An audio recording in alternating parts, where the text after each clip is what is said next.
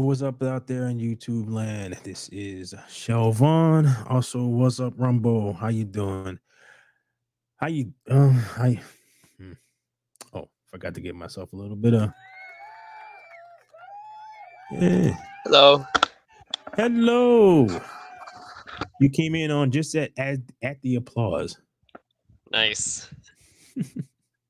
Well, I was just prepared to do this on my lonesome. So, how are you doing today? Doing good, Siobhan. Thanks for asking. You sound very enthusiastic. I am just brimming with energy. Yeah, I managed to because I stayed up.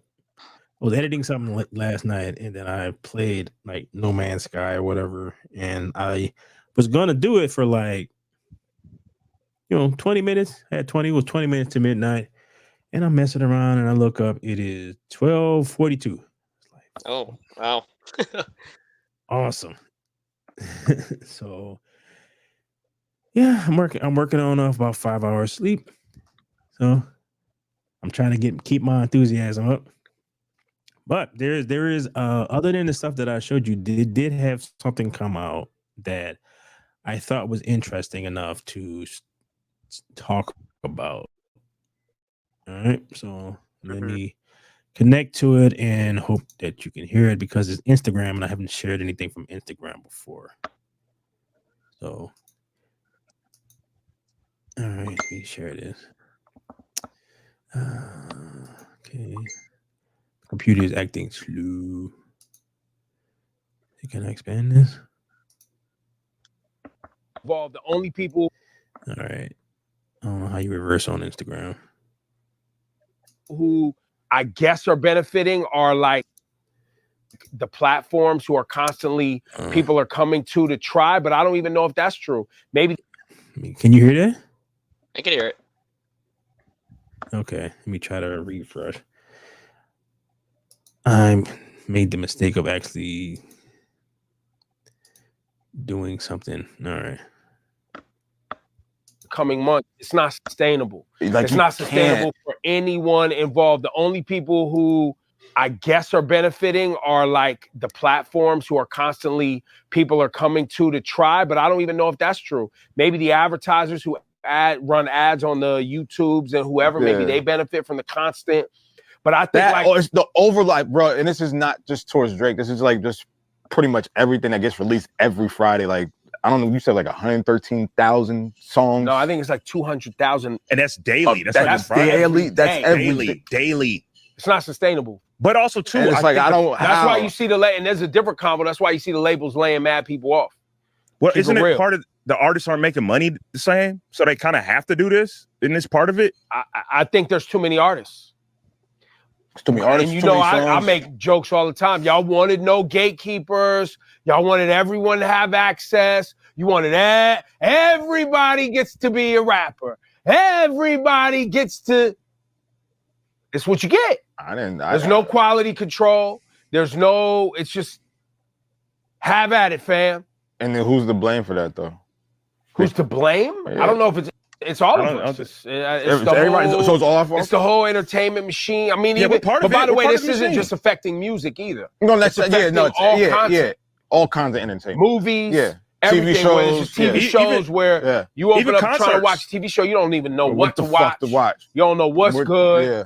Things are done shoddy just to like keep fueling the machine. Yeah, it's a problem, and we've been in a phase now where there's like basically there's only 3 labels. There's Sony, Warner, and Universal. That's it. And the head of Warner is formerly of YouTube, and then Universal's Lucy Green and his son. Boss son is the head of it. I think. So what do you think of that? Well, I mean, I think he's right. I don't know.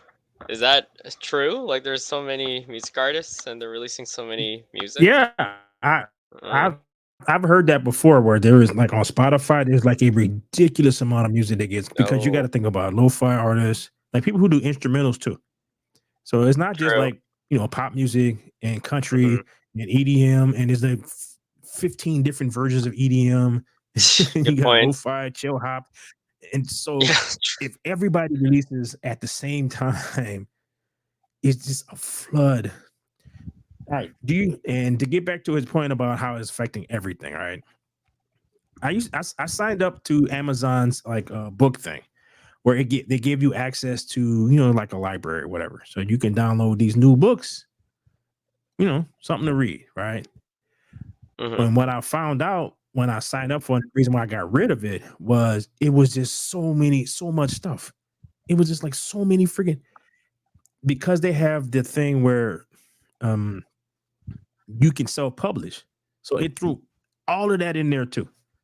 So trying to figure out what book didn't suck and what book does suck and like this, and then you read one and like this is terrible and what he talked about the gatekeepers is when you go back to like the Timbaland and the Neptunes and all them type of dudes, to make music was expensive because the keyboards cost like $3,000. The mixers were like $5,000, and this was $500, and that was whatever. Most people didn't have that kind of money. So the people who did and wanted to start a record label, you as a artist had to be good. You had to bring some value for this person to spend this amount of money or give you access to all of this stuff so that you can make music. Nowadays, you get an iPad, you get a $40 DAW on the iPad, and then you can just crank out some stuff.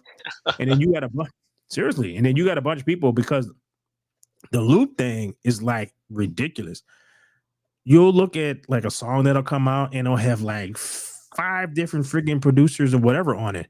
And the reason for that is the person, like the main dude on top, he is using little loops and samples that are made by all of these people. And then he'll throw like a drum beat on top of that and then mix it together in a freaking song and then give it to an artist. And then the artist likes the song and uses the song. And then you got to list everybody who like, and a lot of times these people don't even know each other.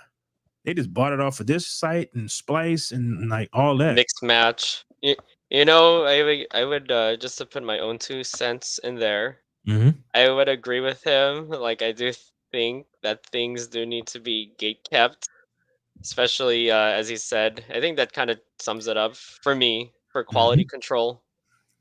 Mm. Yeah, because I think if you have everyone making everything, and I think it's kind of interesting too. Like back then we didn't have things like readily available at our fingertips, and now there's too much of everything. So it's like you have an overindulgence of Yeah. of content of things, and then you have to cycle through all the crap pretty much until you find something that's actually worth your time or something that's quality. Yeah, there is this. All right, so there is this sci-fi like book publisher. I don't even know if they're still in business or they got bought out by somebody else, called Baen. It's Baen. All right. I knew that when I went into Barnes and Nobles and I looked at the books, and I went over to their little section because I bought so many books from them that I knew that even if it's a new person that I don't know who it is, it's gonna be reasonably good. Because 9 times out of 10, they are. It may be a little different. It may not be to my taste, but it's actually written well.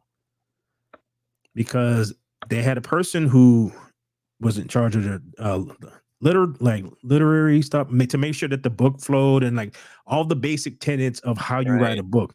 Yeah. And it's the same thing with like when you talk about the gatekeepers in music. Like you got people, all right, so this is how you make a song.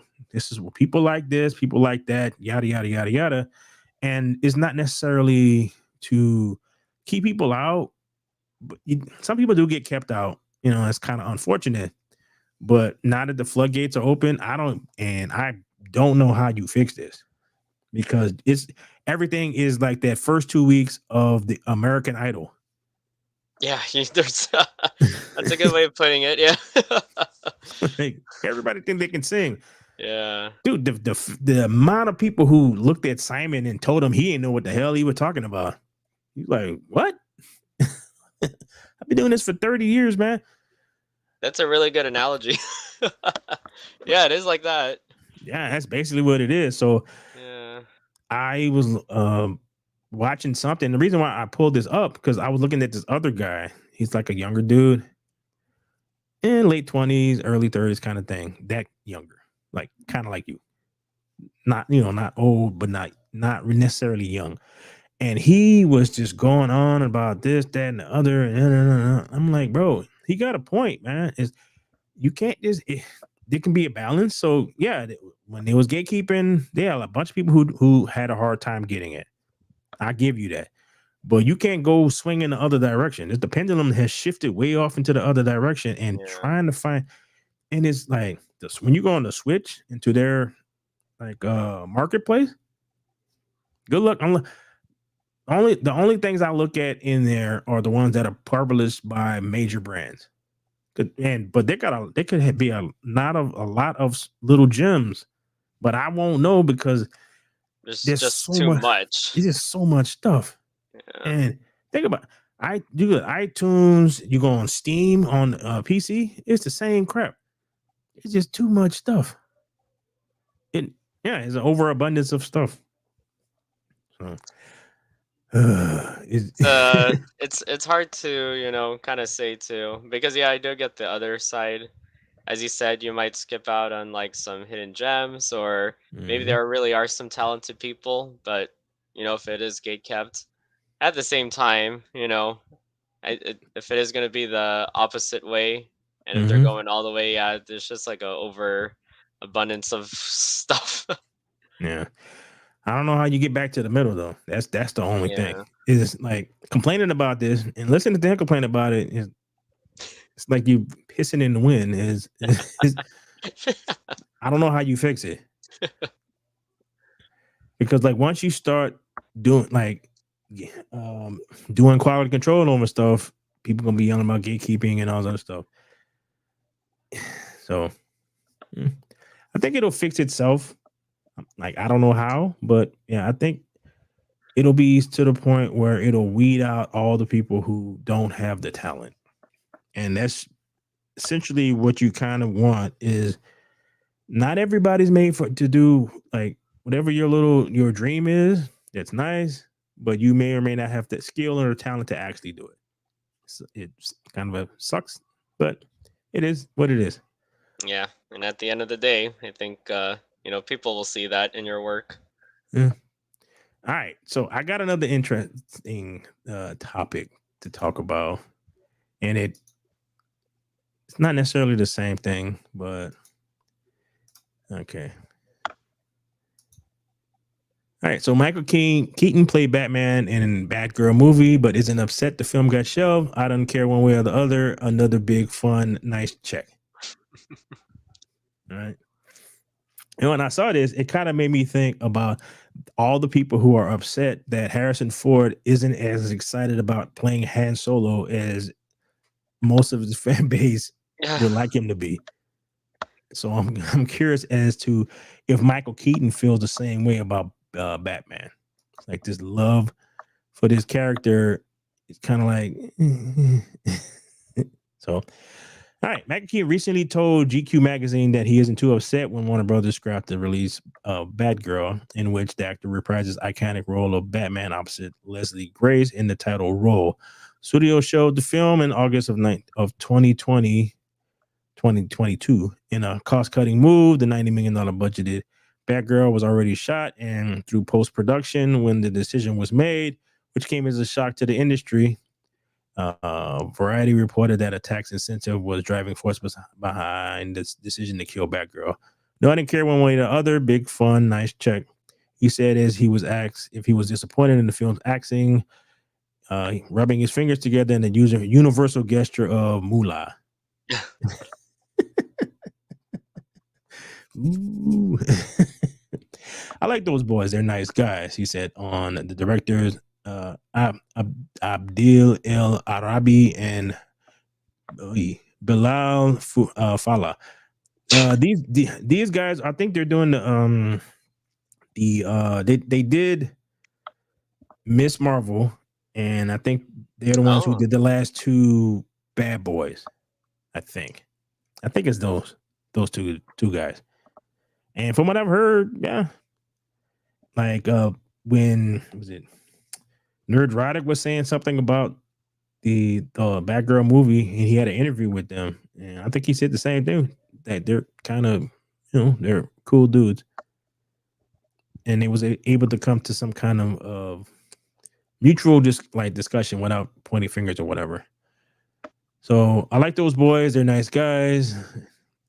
I pulled for them. I want them to succeed, and I think it felt very badly, and that made me feel bad. I'm good. So Batgirl is one of the 2 comic tent poles that was supposed to mark the return of Keaton's Bruce Wayne Batman role he first played in Tim Burton's Batman. All right, so the second tent pole was The Flash, pictured above, which did get a theatrical release from Warner Brothers, but bombed in the box office with $271 million worldwide. Oof. That's bad. Keaton spoke to GQ. Okay. The fact that Tim said that guy, I want that guy, that guy, the fact that the people can't, what the hell? All right. They want to show me a commercial. The fact that Tim said that guy, I want that guy, and the fact that people cared one way or the other is so much is still baffling. But that was a ballsy move on his part. Okay, what is he talking about? Oh, all right. Oh, he's talking about Tim Burton. The Beetlejuice, okay. Tim deserves enormous credit. He changed everything. I can't necessarily say this, but there's a strong possibility there is no Marvel universe. There's no DC universe without Tim Burton. He was doubted and questioned. That Keaton would reprise the role of Batman and Batgirl in part for the paycheck might be surprise to some of his fans, but his philosophy in Hollywood has always been that it's business first, and that's why he wasn't too thrilled with the narrative around his Oscar-nominated turn in Birdman, which the press billed largely as an acting comeback for Keaton. A really smart guy, a guy I like a lot, said, "Come back, that's the story." I went, honestly, that's kind of bullshit. As Keaton pointed out, he never stopped acting and always took roles to keep the paychecks coming in. The actor had 4 years of consecutive releases by the time Birdman opened in theaters, including, keeps moving, RoboCop, Need for Speed. Ooh, yeah, he was working for a paycheck. Yep, dude, have you ever seen Need for Speed? I have not, but I remember it coming out. It is the most knockoff of it. It's a video game movie. They got video game stuff in it. It's not great. So all right. I'm not good. Okay, it's almost over with. All right. I thought I could make that comeback story up, but I knew I'm going to be bullshitting every time I talked about it. By the way, I know business like a business doesn't bother me. You go, this is business, man. I never panic. But it's career strategy. If you get desperate, you're fucked. Don't ever get desperate. You can get insecure and nervous and go, wow, boy, I'm not doing that great right now. But dude, what the hell, man? All right. So, but when you get desperate, you're dead. Oh, all right. It wasn't as vitriol as Harrison Ford is when it comes to Han Solo. I guess I appreciate his frankness and honesty. Yeah, dude. Nah, he's a business. What they should have, instead of Batgirl, I don't know who thought. Well, I know why they did that, because of all the Me Too movement and all that stuff. Everybody who was a fan of Batman wanted them to do Batman Beyond. I don't know why they didn't do that, because Batman Beyond, right? Of course. Right. So you get him to be old Batman, so you can have him. He doesn't have to fight. He doesn't have to do much. So you can have him in multiple movies now, just being old Bruce Wayne. They kind of did that a little bit in The Flash, like a little. But you could do a futuristic Gotham. You can have a young, brand new Batman character that you can have for multiple movies for the next 10 years. But no. Screw what everybody actually wants. Let's give them Batgirl, who nobody. And not only are we going to give them Batgirl, we're going to race change Batgirl for some stupid reason.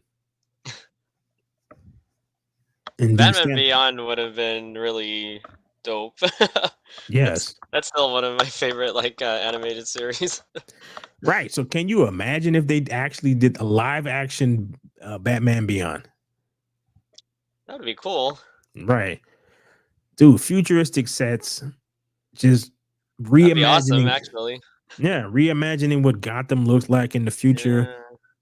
Yeah, and then he don't have to do no stunt. Well, he did a couple of like Batman did. Bruce Wayne did a couple of things in Batman Beyond, but not a lot. It was mostly him clutching his heart and having heart attacks and whatnot. Yeah, I mean, that's true. That's basically what happened. So, just thinking about it, I mean, they could still do it. Who do you think would play Terry? Probably like Timothy Chalamet or whatever his name is. They put him in every damn thing. Just use him in everything. Him and Pedro Pascal. There you go. DC, we have a movie idea for you. But like, bro, if like you could have cast an unknown actor, right? Build it, then you like if you cast it well, you could have had another star. Boom, but they weren't really thinking like that around that time. It was all about the girl boss stuff, and so we gotta make it a girl. How do those things work? So he if I'm reading that article right, like he got paid for it. Yeah. Even though like the movie was never released.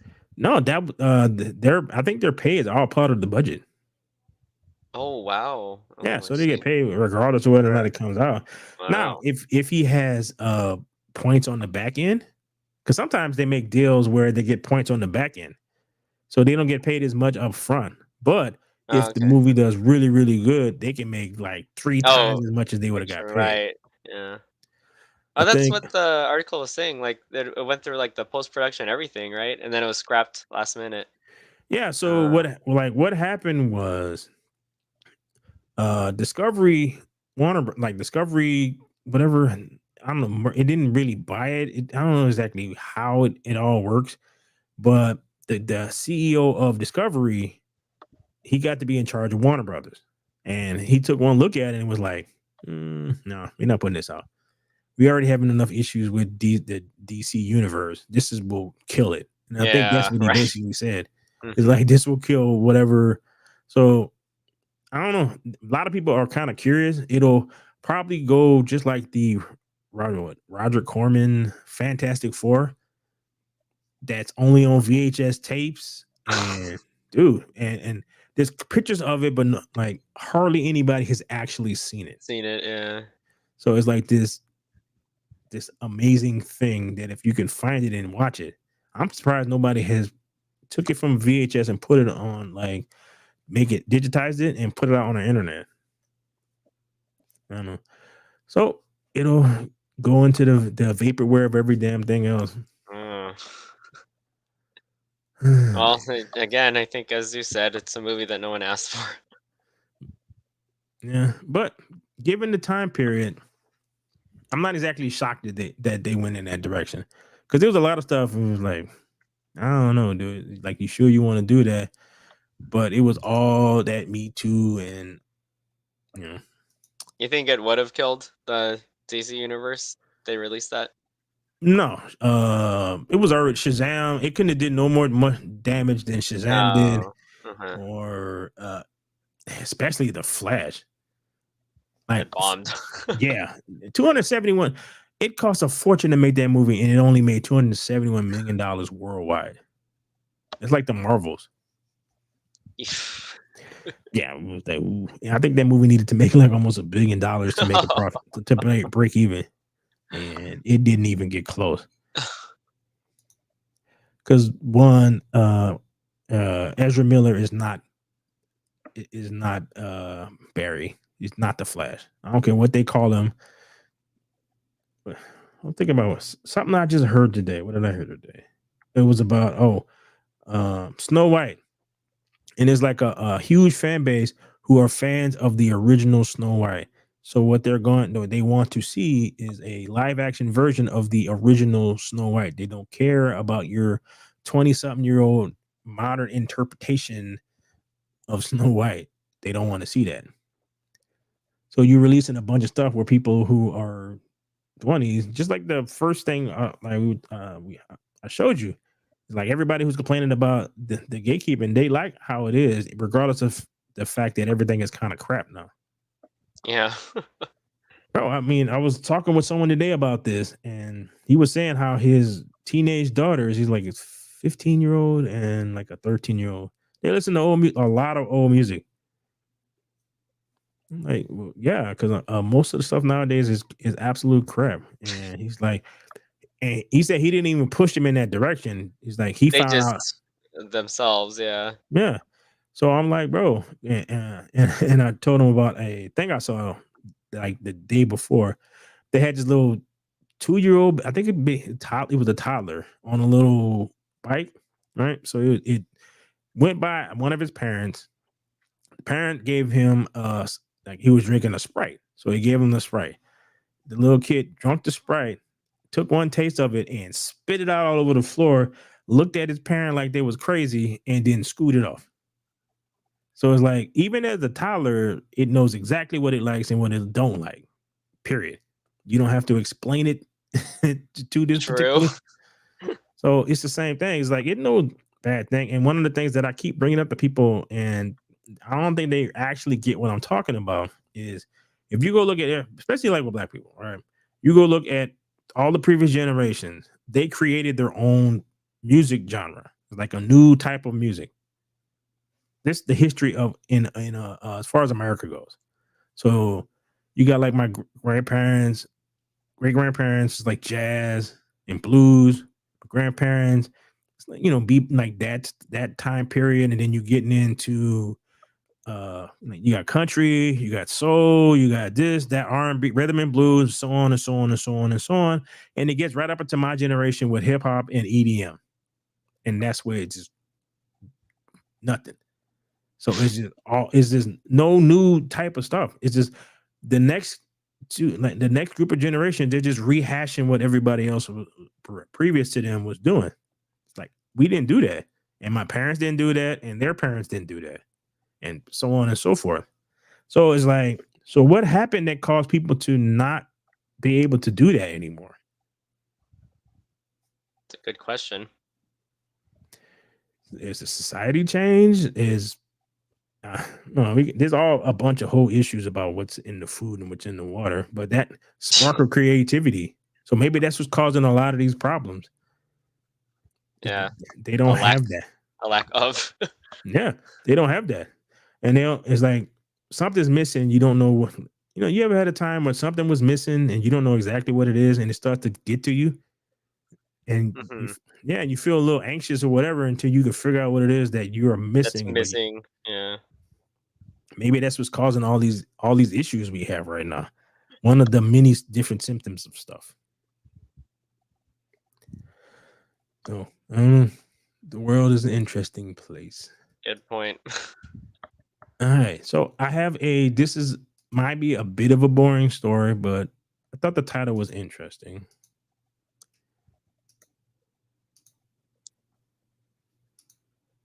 All right. Linear television. TV advertising and original productions future bleak. Ken Zefrin warns. Linear TV advertising, the original productions are falling fast. Don't expect sports to save the industry. Ken Zefrin. I was about to mention sports too. Yeah. That was my first response to that title. Yeah. On the whole, the combination of online and social media viewing on the revenue front will not increase consumer spend. The famously circumspected Zefron Brittingham LLP co-founder warned the Beverly Hills Bar Association in his annual lecture Friday. I don't know if we can reverse these trends, that we can bring back an ancient 2020 situations where we could had consumer spend and entertainment spend on a growth greater than the CPI, both here and around the world. To that, the self-declared pessimistic Zefrin put a spotlight on how much programming is now viewed free on social media, add to the serious and seemingly unstoppable decline that has kicked in for the ad market in part of the encroachment of the tech companies into Hollywood. We have seen we seem to be going in the wrong direction, he said bluntly. In his forensics of the industry, the lawyer focused on advertising tiers on streamers, with the exception of Apple, and the quiet but dramatic shift by which companies away from the push and pull of Wall Street, lower cost streaming through bundling. Okay, and a shift to unscripted sport. A shift to unscripted and sports will not increase the consumer what the hell outlay. Okay. Streaming profits are still scarce and don't yet offset broadcast and cable declines. Massive write-downs earlier this month to right size the value of linear assets. This showed how bad things are. A 9.1 billion hit at Warner Brothers Discovery and circa 6 billion at Paramount. These stocks of these companies in particular have tanked since both are carrying near debilitating debt loads and make even harder to emerge on the other side. All right, so this is a lot of a thing, but every entertainment project will cost more than it did in the aftermath of last year's strikes and agreements that ended them, and those rising costs are a vital factor in the stagnant production we've seen this year. Debt load is also hurting many companies. And wise words. All right. Recent name, newly formed entertainment advisory panel, reappointed to City of Angels Film Czar, is close to a full-on Mandarin, okay, that the industry has over the past several decades. In his role, he's had full confidence of the studio and agency. All right, so the gist of what I'm seeing is this is a dying thing that they're trying to save. I'm not sure how they can save it. Is it like the death of regular television and advertisement? Well, that's what linear. That's what he's talking about. It's like, well, you decided to go all in on streaming. You decided to put out a lot of way too much product. Hence our previous discussion. You decided to go full woke. You went all in on the woke stuff, regardless of the fact that the people who are yelling the loudest on TikTok and X are a small portion of the population. Do you think that linear TV is here to stay though? Like, despite all the streaming and the way things are trending and things are different, do you think like it is still always going to be there? No. The one thing that I tell people all the time, look to what 15-year-olds and younger are into. They don't watch TV like that. I mean, they look at shows like my godson. He watches shows, but he don't watch shows like that. When you Like a sit certain down, day at a certain time. yeah, no, you don't do that like at all. It's like that's not even in his worldview. So picture him in 10 years. Why would that change? Okay, that's fair. Because I was thinking about buying a car, right? Mm-hmm. So they have the Carfax thing, they have Carvana, Mm-hmm. right? Yet dealerships are still around and people still go to dealerships to buy cars. Not as that's another thing too, is you're referring to stuff that you're familiar with. And that's why I say about the whole look at somebody younger than, right? Mhm. Everything he buys is digital, everything. Everything except for food. And he's not buying food yet. Food just magically appears in the refrigerator. So, and it was the same thing. I've had this same conversation with someone. I told you about this when I was used to work at the phone company. It was the same thing. He was, oh yeah, blah, blah, blah, blah, blah. I'm like, I get what you're saying. I'm not 15. You're not 15. You're not used to something being like this.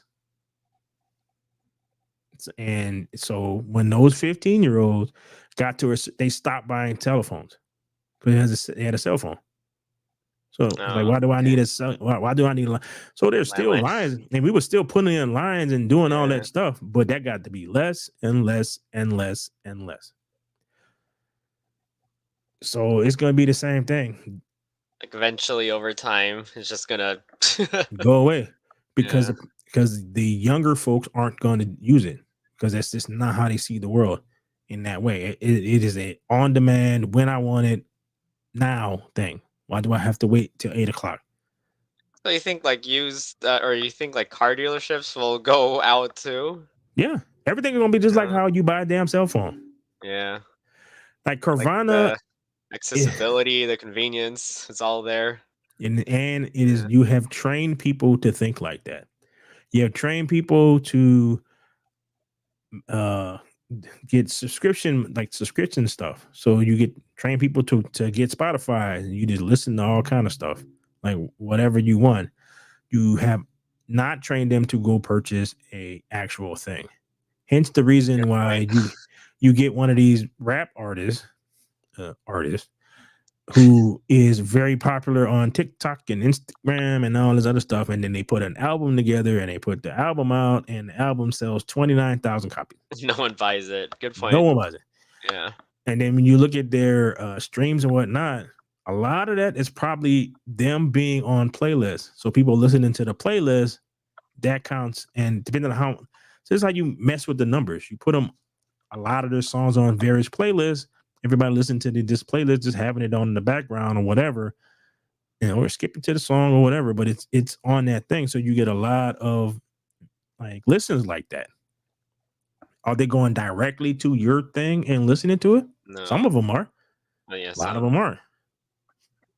So because you're fudging the numbers, and what happens is, since they're not an actual, they listen to your song. Remember how you used to buy albums or CDs or whatever, right? So good point. When was the last time I bought an album?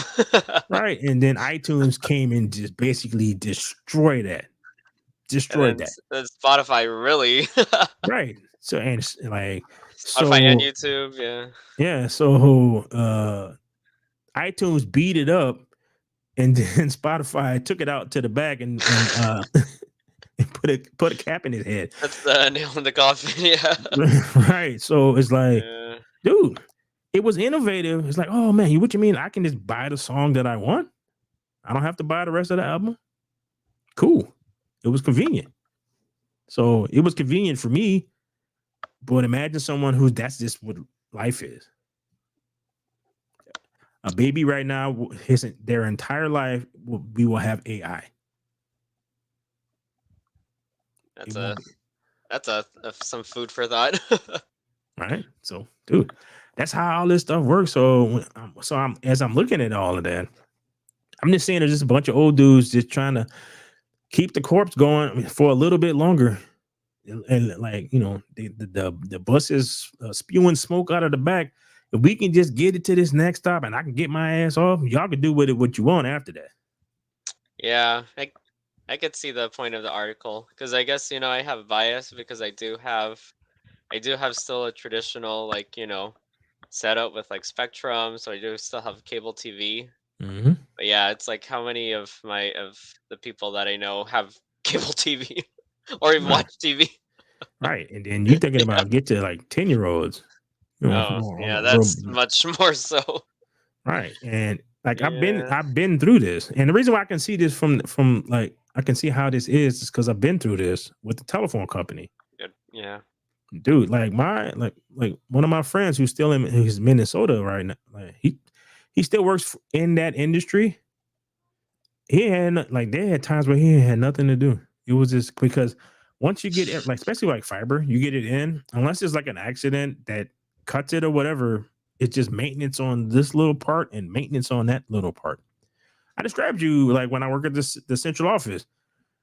You used to have to punch this in and punch that in. And when I was leaving, like when I left to come to California, they was installing computers that where everything was going to happen in the computer and we weren't going to be punching nothing. So you had this place that used to have 20 people working there. Wow. Was down to like 3.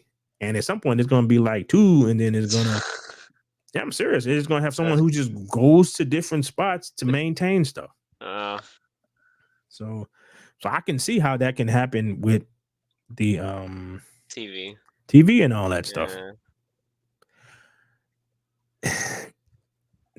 Everything eventually goes away. Yeah. Bro, Snoop, like I was telling one of the residents at work about the Dog Pound has a new album out. And it's like, dude, all these dudes are grandfathers now. Think about that. The Dog Pound, smoking joints and all. Yeah, these dudes are all grandparents. So they're talking about their grandkids. But they're not like, they in interviews, they don't mention like it still sounds like a Dog Pound album. But in the interviews, yeah, they are literally talking about their grandkids. That's funny. Yeah, and that's the stuff that just sneaks up on you when you're like, "Whoa, I am old." What the like? When did that happen? Like the gray hairs and all that stuff, I can deal with that, but like these dudes is like because you don't feel old, and then and then they start referring to your music as classics, the golden oldie, and then like a Tupac comes on. Can't wait for that time. Dude, you ain't gonna like it. I wouldn't. Dude, I was looking at TV, and it was somebody was saying something about Drew Hill, and they were celebrating their 25th anniversary, and I'm like, what? Dude, Drew Hill's like they've been a group for 20. Wow. Like wow. So, man. All right. I do want to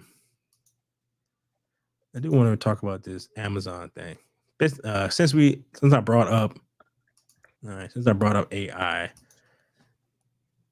I don't know how to feel about this because controversial thoughts on overuse in AI in game development. There was a thing of for EA. I think EA used it in their college football game. They use AI to scan the heads because there's way more college kids playing football than there is in the NFL. So I think they had, the same amount of time to get this game out. So they use AI to scan. Like it's like I guess they got pictures of, because I guess what it can probably do is take all the pictures that this person took in various things and use that to create a 3D model so that they can put that head on the player's head instead of having them come in and take I'm photo and stuff. Yeah, and I'm just kind of speculating on what it was used for. So I can see how, if that was the case, All right, so Amazon heads reveals controversial thoughts on over AI use in game development. This is on GamerRanks. Said he should have stopped talking. There are many issues within the gaming space right now. One big concern is the use of AI in video game development. To be clear, AI is already used in video games. Yeah.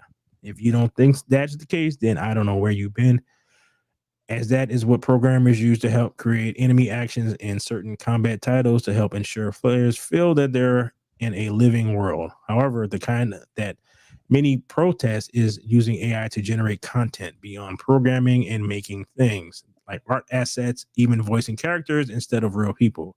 The head of Amazon Games was asked about this in the light of the SAG-AFTRA strike, and his thoughts were controversial at best. IGN was the one who posed the question to Christoph Hartmann, who said this in reply.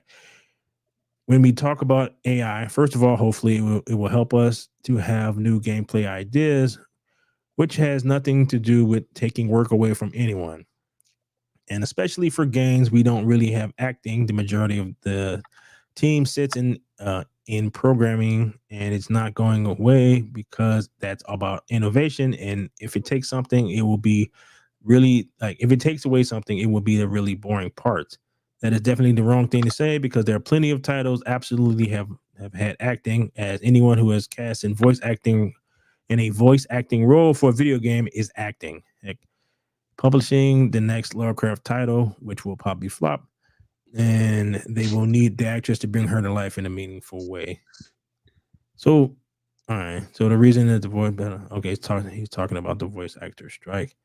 The reason that the voice actors are striking is because there have been games and even other media properties that are trying to use AI voice replicators to take the place of actual people. Some devices can even do deep fake recreations of people's voices, making you think you're hearing the actual person when you're actually just hearing a program.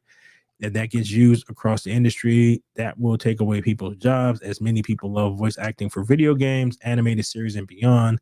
This is also speaks to a rather common problem within the gaming industry and other entertainment media, specifically the problem of those at the top making all the money. Then things don't go a certain way, look to cheapen product development so that they don't have to keep spending so much to make quality products. This kind of reminds me of the previous article where you are standing at the dam trying to plug holes with your fingers. Dude, this is sucks, but this is going to happen. Regardless if you like it or not. Yep. Somebody right now is at a small studio who do not have enough money to hire different voice actors and whatever is going to put out something that is going to be of high quality and of low cost. So when that happens, that's a wrap. So if you wanted to fight this, and I think we've talked about this before with different artists and all, like whatever, that fight was 5-6 years ago. It's here now. It's here now. It is plugged into. I'm looking at the Copilot plugin that is on my desktop. So I can. I have that too. Right, but I've showed you how it works and all that stuff. So it is. Yeah, it is incorporated into Windows now. Just like at some point, Apple will incorporate it. Like they got Siri, but it will be something more that will be into their operating system. It is new cell phones. All like high-end Samsungs have and are advertising their AI components, where you can take. Not only can you take people out of pictures, and they got this thing now where you take the picture and you tell it that you want to add a person who's the person who's taking the picture. And I saw this on the advertisement. So the person who's taking the picture takes the picture. The people stand apart a little bit. Then it gives the camera to the person who picture that they just took. The person who took the picture goes over to the same spot and does a pose. The AI will composite both of these together, and now you have a picture with all three people. Wow. That's something. Yes. Again, like I said before, some child right now, that is the world that they're being born into. Well, that's just going to be a thing that their phone does. It's not some major innovation. I'm old enough where I got to see computers go from being these giant things that filled up rooms to like these big ass boxes that took up a lot of space on your desk, that had as much computing power as my Apple Watch does. That you put like my first computer didn't have a hard drive. And the hard drive I was able to purchase for was 250 megabytes or something like that. It didn't have a slot. I had to kind of set it up so it was dangling a little bit because the actual case wasn't designed for a hard drive. Oh my gosh, dude. I remember cassette tapes and VHS tapes and every innovation that goes from one thing to the next. And then there's like a period in the middle where you got a little bit of both. And then eventually the old technology just goes away. Disappears, yeah. To a point now. There are there's a comeback for tapes. Like cassette tapes. I don't know what the hell if they play them on, but cassette tapes and vinyl. That's becoming a huge thing. Right. Yeah. Because I think it's like the novelty factor. Also, no, it is that. And all right, so you know how digital works, right? So whenever you record something, so imagine a spectrum. So you got this point, and then you got like this point. All right. Digital comes and cleans up. It just takes the stuff in the middle. So it gets rid of the really high highs and the really low lows. That is why everything kind of, it's like, if you look at this into something analog, it sounds better because you actually are hearing what the person did. I think I read this before. My friend was telling me. Yeah, so that is the difference. And so you get an audio file. That's why he prefers records, because because the record is recording what the person did in the studio. Actually. Yes, yeah. All right. The digital version it's the same, but it just is missing little bits in here and there. It's just something about it. It's just not the same. It's not a full accurate representation of what was played. All right. My friends who listen to vinyl, that's what they were trying to explain to me. Yeah. Yeah. That's just kind of how it works. It's just when you get down to ones and zeros, it's just kind of how it just does that. So there's ways around. There's kind of ways around it, but my godson is losing in Roblox or something. I don't know what the hell's going on in there. So, but there's kinds of ways around it. But at the end of the day, so all of this stuff, we're at the end of so much stuff, but also at the beginning of so much stuff. So it should be interesting. Yeah, it is. How it is up to the person to figure out how they navigate it. And stomping your feet and sticking your hands in your ears and just pretending that you can somehow stop this train from coming. Bro, everything will be better when it eventually works itself out. So then everybody can figure out where their lane is, and then you go from there. But to get up to that, and you got so many people who are holding on to how things were when it's from music to movies, television, on a yada yada yada. So don't know, man. All right, well, I got a couple more articles, but what my computer is not happy with how warm my room is. So they got I think that'll be enough for today. We got a couple of articles, but that'll take us over an hour. Oh, okay. What do you think about any of the stuff that we talked about today? Because I just picked like random stuff, but it all seems to be kind of in the same vein. Yeah, right. I think everything is happening already, and then I guess you just kind of have to roll with the punches because it's here, and I don't think it's going back to the way things are not going back to the way they were. No. Imagine the conversation you're gonna have with any children you have. Oh Lord. Because you don't have any right now. So that means that anything that we talked about today will have been implemented by the time they're old enough for you to have any kind of conversation with them. Mm-hmm. And especially once they become teenagers and you're talking about stuff. This is when they're gonna have their own. Man, I've said this before. They're gonna have their own personal AI assistant at that point, and they're gonna be looking at you like, "How did you exist in a world without this?" Exactly. Dude, it's some Star Trek shit. It's like you just tell you probably give it a name, call it whatever you like, fuck it, whatever you want to call it, and set up a schedule, blah blah blah, and blah blah blah on blah blah blah. And it'll just do it, and then it'll remind you just like it does now, except it'll be a voice, and it'll be a little bit more detailed, and it'll tie into whatever, because everything will be online in that. So you're gonna have your little watch that's gonna have all your health stuff in it, and so that'll be tied into it, and then it'll probably tell you that, well, you seem a little tired, so you probably should get more sleep in it so that you can handle going to this meeting. I'm definitely gonna have a existential crisis, like a la Black Mirror. Like all the stuff in Black Mirror is coming to light. Bro.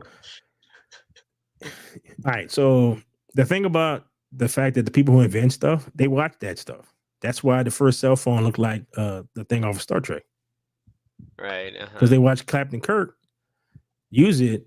And then some little nerdy dude who was a kid when that was on decided to make the first like cell phone, not the big ones, but the actual more portable one, look like the thing off of Star Trek, because he probably always wanted to do that. You flick it out, and now you're Captain Kirk. So all that stuff is influenced. So be prepared for some interesting conversations with when you hit your 50s and with some kid will be in his 20s at the time. Yeah. So it should be fun. I'm be in my 70s. I probably won't give a shit, but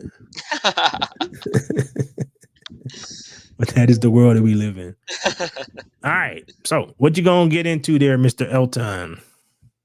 Probably prepare for work tomorrow. I got some stuff from Amazon to return also.